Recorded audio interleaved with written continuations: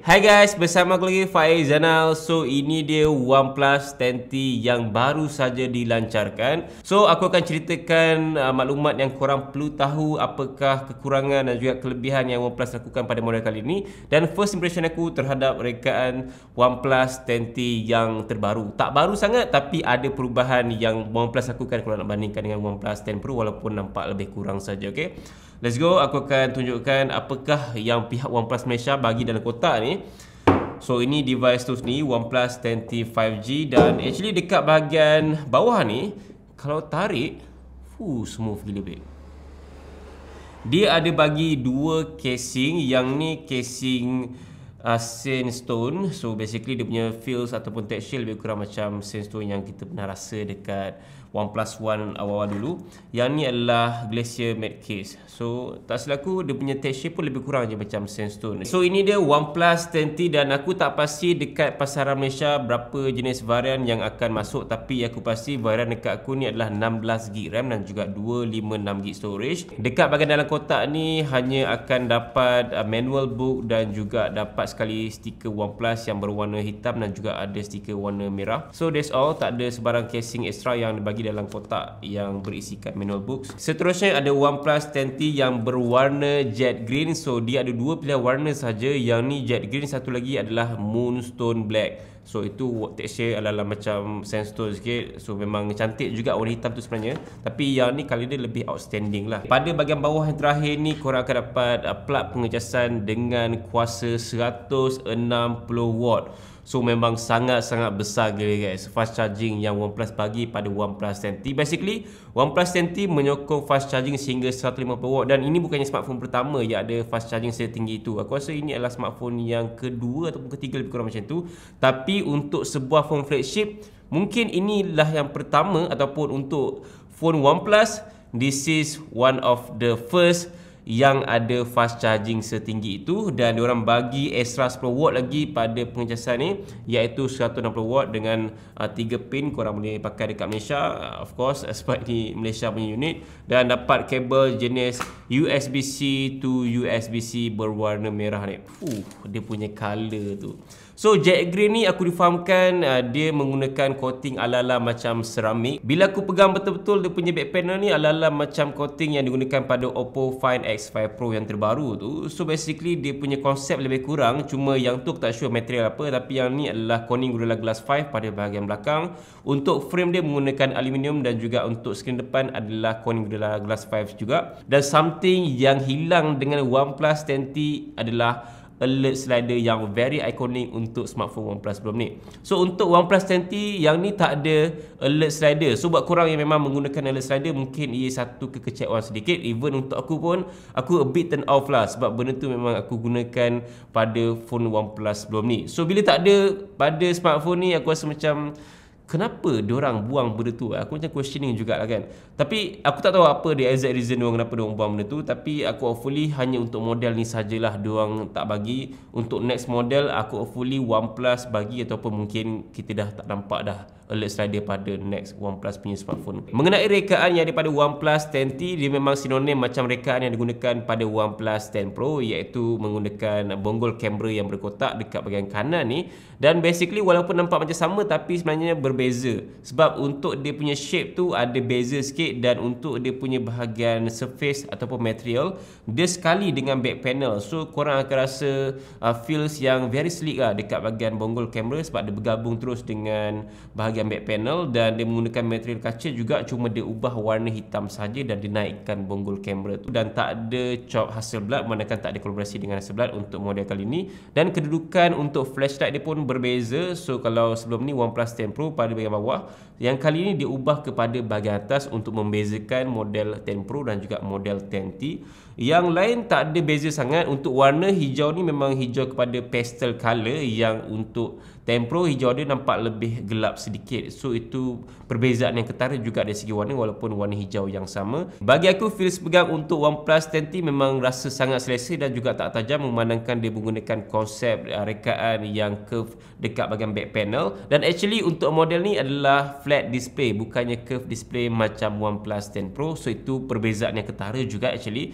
Dan aku nampak dengan banyak pengurangan yang ada pada model ni, harga dia memang akan lebih murah lah berbanding dengan OnePlus 10 Pro. Cuma yang ni dia still fokuskan pada flagship sebab dia menggunakan latest Qualcomm Snapdragon 8 Plus Gen 1 dan ada 16GB RAM, 256GB storage, UFS 3.1, LPDDR5.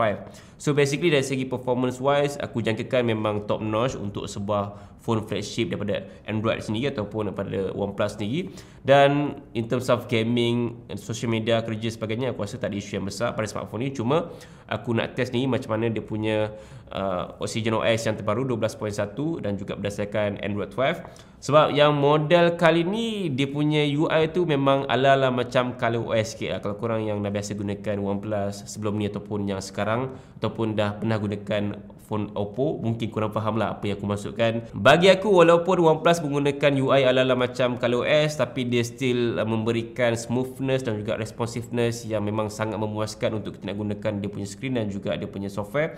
Dan pihak OnePlus juga menjanjikan 3 tahun OS update, so boleh pakai lebih kurang dalam sampai tahun 2025 kan. Dan dia punya security update sampai 4 tahun, so agak lama jugalah untuk smartphone Android. Seterusnya untuk panel screen yang ada pada OnePlus 10T menggunakan panel jenis Fluid AMOLED yang bersaiz 6.7 inci yang menggunakan flat display bukannya curve display, dan itu yang membuatkan aku suka gila dengan OnePlus 10T instead of OnePlus 10 Pro yang menggunakan curve display. Actually dua-dua pun okey je, cuma untuk yang flat screen ni bagi aku personally lebih usable sebab aku rasa lebih selesa dan juga lebih yakin untuk pegang smartphone ni instead of yang curve display. Aku rasa macam agak janggal dan juga rasa macam slippery sikit lah berbanding dengan flat display, dan dah memang siap pasang dengan semua data pada bahagian screen dia untuk korang terus pakai saja, memang tak ada masalah. Selain itu juga OnePlus 10T ada refresh rate 120Hz yang jenis adaptive, so dia akan berubah mengikut display yang korang buka pada smartphone ni yang akan memberikan kelebihan pada penjimatan bateri. Ada juga touch response rate sehingga 1000Hz dan menggunakan in-display fingerprint. Cuma aku kurang gemas sikit dengan kedudukan fingerprint scanner dia dekat bahagian bawah sangat. Dia kalau letakkan atas sikit aku rasa lebih natural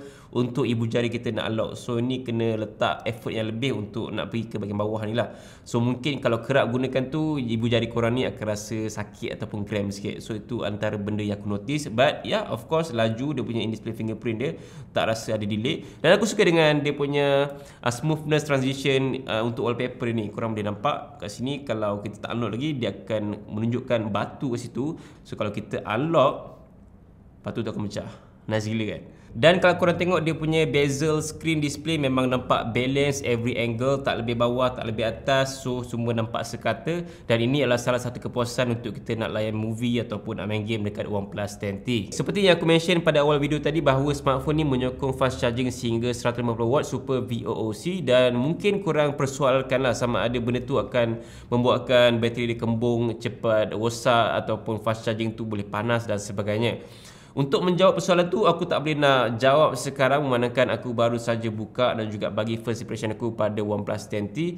Cuma apa yang aku faham adalah smartphone ni ada teknologi intelligent charging yang membuatkan dia adapt dan juga lebih efisien charging tu berbanding dengan charge biasa yang kita gunakan sebelum ni. Sebab dari bateri sendiri, OnePlus menggunakan dual cell 7C rating bateri 4800 mAh yang dibahagikan kepada dua bahagian, sebelah 2400, sebelah lagi 2400 mAh. So bila aku tengok balik gambar, aku nampak yang ribbon tu pun terbahagi kepada dua bahagian. Bukan itu saja, aku difahamkan juga yang OnePlus menggunakan teknologi battery health engine untuk kontrol maximum charging current. So walaupun dah cecah 1600 kali charge smartphone ni, korang masih boleh dapat 80% battery health pada OnePlus 10T. So itu adalah antara kebaikan jugalah untuk charging system yang ada pada smartphone ni. OnePlus juga meletakkan smart charging chip dengan dual pump 150W yang terbagi kepada dua voltage, iaitu 75W dan juga 75W untuk charging yang lebih selamat dan juga lebih efisien. So basically aku punya tanggapan mungkin dual pump tu akan mengecas kepada dua bahagian bateri yang berbeza itulah, sebab diorang bahagikan kepada dual cell battery 7C rating tadi. So mungkin dengan teknologi seperti itu dia dapat maintainkan kepanasan dan juga dia dapat fast charging yang lebih efisien supaya tak ada sebarang isu pada bateri ataupun pada smartphone ni sendiri. So yeah, agak convincing juga sebenarnya dengan teknologi yang OnePlus lakukan pada OnePlus 10T punya fast charging sehingga 150W, tapi dia bagi extra 10W lagi pada plug tadi. But aku akan cuba sendiri macam mana dia punya kelebihan charging tu, sama ada legit tak legit, dan aku difahamkan juga korang boleh charge dari 1% to 100% lebih kurang dalam less than 20 minutes saja. So memang sangat-sangat pantas. Yang terakhir sekali adalah pada bahagian kamera, dan untuk model kali ni tak ada kolaborasi dengan Hasselblad, tapi dia menggunakan 3 kamera, iaitu kamera utama 50MP Sony IMX766, kamera ultrawide 8MP dan juga 2MP makro, ada OIS Optical Image Stabilization dan juga IIS, rakaman video sehingga 4K dan juga 60fps.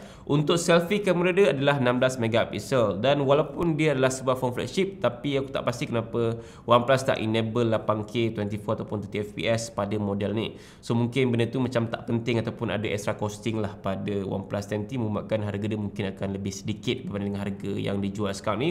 But ya, tak ada 8K pun aku rasa okey je. At least 4K 60 tu dah memang cukup bagus lah pada sebuah phone flagship ataupun any smartphone sekarang ni kan, instead of 4K 30. Cakap pasal kamera OnePlus 10T, bagi aku dia tak wow sangat lah kalau nak tengok hasil dia. Cuma dia mampu menghasilkan gambar yang cukup berkualiti juga, memandangkan korang boleh capture 10-bit color pada OnePlus 10T. So kalau nak compare dengan 8-bit color kamera, dia boleh capture 64 kali lebih banyak warna berbanding dengan 8-bit kamera yang sedia ada dekat smartphone sekarang ni. So itu adalah antara kelebihan, dan 10-bit color ni memang normally kita akan jumpa pada phone flagship premium.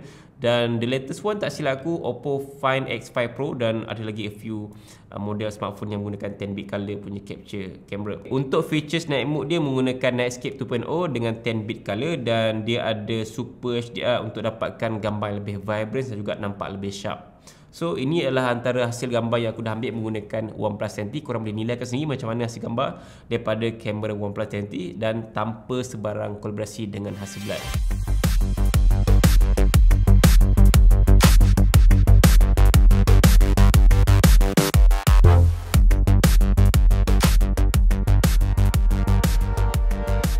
So guys, itu saja serba sedikit first impression aku dengan OnePlus 10T yang terbaru. So kalau nak bandingkan dengan OnePlus 10 Pro yang baru juga dilancarkan pada awal tahun hari itu, banyak juga pengurangan yang OnePlus lakukan pada model 10T kali ini, which is tak ada wireless charging, tak ada lagi kolaborasi dengan Hasselblad, diorang tak bagi alert slider, dan juga bukannya curve display. So aku rasa ada dua point yang aku rasa agak kurang sikit dengan smartphone ni, adalah tak ada wireless charging dan juga tak ada alert slider. Itu saja. Sebab sebagai sebuah phone flagship, sepatutnya wireless charging tu at least kena ada lah kan. Tapi ini tak ada. Tapi kalau korang tak gunakan wireless charging tu, aku rasa benda tu memang tak ada isu yang besar.